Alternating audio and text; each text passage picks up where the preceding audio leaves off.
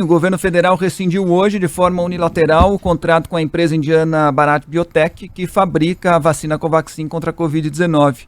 O anúncio do cancelamento já havia sido feito em julho, diante das suspeitas de irregularidades envolvendo as negociações entre o Ministério da Saúde e a Precisa Medicamentos. O acordo com a Bharat previa a aquisição de 20 milhões de doses por 1 bilhão e 600 milhões de reais. O senador Randolfo Rodrigues comemorou a rescisão e chamou o fato de conquista da CPI da Covid.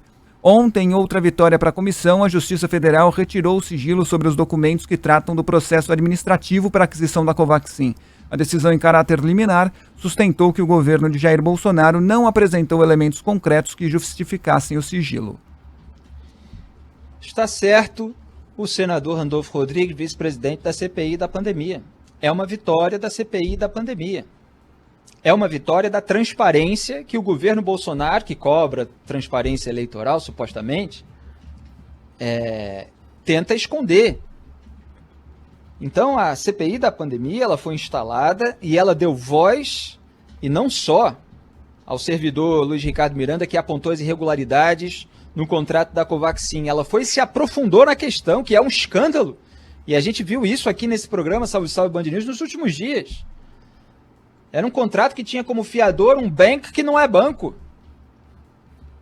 Você tem ali as pessoas envolvidas nessa negociação que estão recorrendo ao direito de permanecer em silêncio para não serem incriminadas, para não se auto-incriminar, né? Porque certas posições são comprometedoras diante dos fatos que já foram coletados pelos senadores. Fundamental a existência da CPI da pandemia. E o governo que, junto com a sua claque, que é rasteira toda a vida, né? É incrível como no Brasil as pessoas ficam ouvindo e acreditando em gente que não fala coisa com coisa lá nas bancadas bolsonaristas, né? Tudo dizendo lá que é o circo e tal, não sei o que. Ora, estão suspendendo um contrato em razão da investigação feita pela CPI da pandemia. Iam pingar lá num paraíso fiscal 45 milhões de dólares. Mais de 200 milhões de reais dos cofres públicos do Brasil. Dinheiro dos brasileiros pagadores de impostos. Para uma empresa que não estava prevista no contrato inicial, depois de uma pressão de uma representante que é a Precisa Medicamentos, né, que é outra versão da Global, ou seja, empresa investigada já pela não entrega de medicamentos em contratos anteriores do Ministério da Saúde, lá atrás no governo Temer. A turma ligada ao Ricardo Barros, que também era alvo daquele processo. Precisa, cujo dono, Maximiano, ficou fugindo da CPI da pandemia, indo para a Índia para fazer quarentena e tal, e não depondo. Então estava tudo errado, a gente mostrou aqui em detalhes nos últimos dias, e agora o governo vai e cancela. Claro, graças ao trabalho alheio, porque se não fosse o trabalho alheio, teria tudo sido feito de maneira irregular. E ao vir à tona, por meio de um servidor que não repito, é sempre bom lembrar isso, servidor que não está lá por escolha do grupo político que está no poder, não, já estava lá há um tempo, porque é concursado. Não é o sujeito que ganhou boquinha porque é vassalo desse grupo político, está lá para dizer ok para tudo, para passar pano.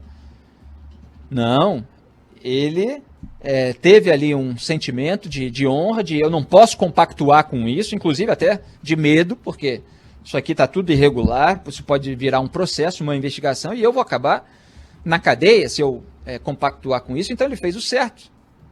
É claro que cada um pode avaliar se ele deveria ter ido falar com o presidente, mas é claro que ele deveria ter ido falar com alguém, alguma autoridade de fora da pasta.